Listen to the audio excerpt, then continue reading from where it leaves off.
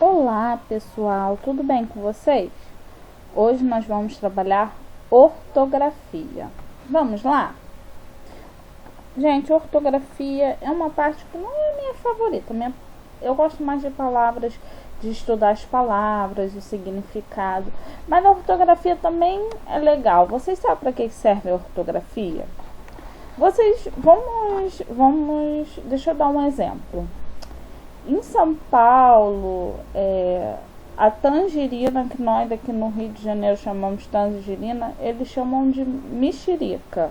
Em alguns lugares é pipa, é cafifa, tem até um outro nome que eles chamam, acho que é ratinho. Então, cada lugar, as palavras têm uma palavra. Você imagina se fosse assim também com a escrita. A ortografia, ela é para padronizar, para todos os que conhecem a língua saber como que se escreve. Então, o que é ortografia? Ortografia estuda a forma correta de escrita das palavras numa língua. Ela é a forma correta com que aquela língua ela é escrita, ela é falada. Ortografia. Aí aqui tem alguns exemplos de ortografia. O que é errado? Com certeza junto, bem-vindo separado, a gente, nada a ver, de repente, quis, por isso, menos, porque, em pergunta, encontraram, no pretérito. Olha só como é que é o certo. Com certeza é separado, com certeza. Bem-vindo, ele tem sempre aquele hífenzinho, bem-vindo. Agente pode ser penitenciário ou de saúde. O agente, ele é separado. Nada a ver. Olha como se escreve nada a ver, gente. Tudo separado. De repente, quis, por isso. Ó, o quis do pretérito perfeito, ele não é com Z, ele é com S. Esse quis com Z é aquelas perguntinhas que eles fazem às vezes para ganhar ponto. Por isso é separado. Menos não existe, porque somente é usado em respostas. Encontraram no futuro do presente. Emprego das letras K, W e Y. Como que usa? Siglas e símbolos: kg, quilogramas, km, quilômetro, K, potássio. Olha só, gente, essas siglas se usam o K, o K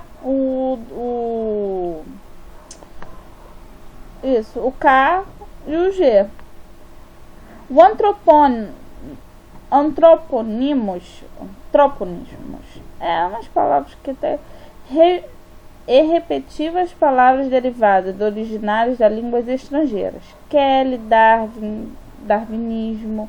Não, palavras que são originadas da língua estrangeira, elas são também com K, né? Palavras que sua origem vem de línguas estrangeiras. Kosovo, Kuwait e Haitiano. Palavras estrangeiras não adaptadas para o português: feedback, hardware, hobby. Uso do X e do CH. O X é utilizado nas seguintes situações: geralmente depois dos ditongos caixa, deixa, peixe. Depois de palavras mexer, mexido, mexicano. Vocês estão vendo, gente? Depois de palavras, depois da sílaba me, sempre se usa X. Palavras com origens indígenas ou africanas: xará, chavante, xingar. Depois da sílaba inicial, enxofre, enxada, enxame. Atenção, há exceções. Da palavra mexa, porção de cabelo, escreve-se com CH. O verbo encher escreve-se com CH. O mesmo acontece com palavras que dele derivem enchente, encharcar, enchido. Então, mexa Porção de cabelo escreve-se com CH. E o verbo encher escreve-se com CH também. O mesmo acontece com palavras que dele derivam: enchente, encharcar, enchido. Uso dos H. O H é utilizado nas seguintes situações: no final de algumas interjeições A, O, U, por força de etimologia ou origem, habilidade, hoje, homem. Vocês estão vendo, gente? O H, ele é utilizado em algumas situações, ó. No final de algumas interjeições. Então, sempre no final das interjeições, que é essa expressão que o final é com ponto de exclamação, geralmente elas são monossílabas. Monossílabas é o que tem uma sílaba. Então, A, O, U, por força de etimologia ou de origem. Então, assim, por força da origem, como ela teve aquela origem que veio com H, ela continua com H. Habilidade, hoje, homem. Dígrafos, CH, LH, NH, como flecha, vermelho e manhã. Palavras compostas: mini, hotel, sobre-humano e super-homem. Então, em palavras compostas também há dígrafos, né? A H, é usado o H. Vocês estão vendo? Exceção. A palavra Bahia, quando se refere ao estado, é uma exceção. O acidente geográfico, Bahia, grafado sem H. Ó. Uso do S e Z. O S é utilizado nas seguintes situações: nos adjetivos terminados pelo sufixo osso, osa, que indicam grande quantidade, estado ou circunstância, bondoso, feioso, oleoso. Nos sufixos eis, esa e isa, que indicam origem, título ou profissão. Então, gente, vamos lá. Quando indica título, profissão, origem, eles sempre vão terminar com S. Barquês, francesa, poetisa. Depois de ditongos, coisa, maisena, lousa. Então, sempre depois de ditongos, ele vem também com S. Ó, na conjugação dos verbos por e querer. Pôs, quis, quiseram. O Z, por sua vez, é utilizado nas seguintes situações: nos sufixos eis e esa, que formam substantivos a partir de adjetivos. Então, magro, magreza, belo, beleza, grande, grandeza. No sufixo isar, que forma verbo atualizar, batizar, hospitalizar. Uso do G e do J. O G é utilizado nas seguintes situações: nas palavras que terminam em ajo, éjo, ijo, ojo e ujo. Presságio, régio, litígio, relógio e refúgio. Nos substantivos que terminam em gen, alavancagem, vagem e viagem. O J, por sua vez, é utilizado nas seguintes situações: palavras com origem indígena, pajé, jerimum, canjica. Palavras com origem africana, jabá, giló, jagunço. Observações: a conjugação do verbo viajar no presente subjuntivo escreve-se com J, que eles ou elas viajem. Os verbos que no infinitivo contenham G, antes de E e I, o G é substituído por J, antes do A ou do O, de forma que seja mantido o mesmo som. Afligir, aflija, aflijo, eleger, elejam, elejo, agir, ajam e ajo. Vamos lá. Alguns verbos, eles se modificam. Eles têm, para continuar, a mesma linguagem, o já, o gé, o gi. Porque vocês sabem, se o G tiver antes do A, ele vai ficar H, o som. Então, para que ele continue com J, ele é modificado em alguns verbos, tudo bem? A cidade de Mogi das Cruzes escreve-se com G. A pessoa que nasce e vive é chamada de mongiano. No entanto, a palavra mogiano existe e, de acordo com o dicionário Michaelis, significa Michaelis, né, gente? Desculpa. Significa relativo ou pertencente à região, que será servida pela antiga estrada de ferro mogiana de São Paulo e Minas Gerais. Onde aonde? Onde é usado com verbos que expressam ideia, estado ou permanência. É usado com verbos que expressam ideia de movimento. Aonde você vai com tanta pressa? Onde mesmo você mora? Aonde ela quer chegar? Onde seu marido trabalha? Diferença entre onde e aonde. Para começar, vamos lembrar de uma coisa. Onde, ideia de permanência. Aonde, ideia de movimento. Então, vamos lá. Se vocês perguntam assim, onde você mora? É onde. Por quê? Onde, ele é a permanência. Agora, se eu digo assim, aonde você vai? Ele está indo, é movimento, tudo bem? Abaixo ou abaixo? O termo abaixo, escrito junto, faz referência a algo que esteja numa posição inferior. Portanto, essa palavra é sinônimo de embaixo, ou de baixo, ou sob, por baixo, etc. Embora seja mais utilizado como advérbio de lugar, esse vocábulo também é utilizado em situações que envolvem interjeições. Exemplo: abaixo a ditadura. Veja abaixo um exercício sobre o tema da aula. Na lista de convocados, seu nome está abaixo do meu. Nesse semestre, suas notas estão abaixo da média da classe. Fizemos um abaixo-assinado para retirar o professor da disciplina. Note que o termo abaixo-assinado leva hífen quando se trata de petição que reúnem diversas assinaturas. Por outro lado, se ele está sendo usado para indicar a pessoa que assina o documento, é escrito sem o hífen. Thomas Souza, abaixo-assinado, foi o responsável por esse abaixo-assinado. Abaixo. Já a expressão abaixo, escrita separado, é sinônimo de baixo ou para baixo ou até embaixo. E antônimo do alto ou de cima.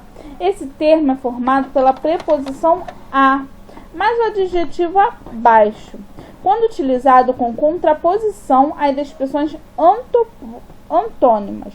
Ele desempenha o papel de locução adverbial, por exemplo, de alto ou abaixo, ou de cima a baixo.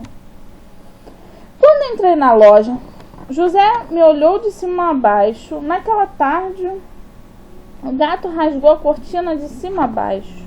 Temos que levar as janelas do alto a baixo desse prédio. Mais ou mais. Mais ou mais. Mais é o principal das conjunções adversativas. Relaciona-se com pensamentos contrastantes, oposições ou restritivos. Gosto de navio, mas prefiro avião. Então, mais sem i, sem acento, ele é o que? Adversidade.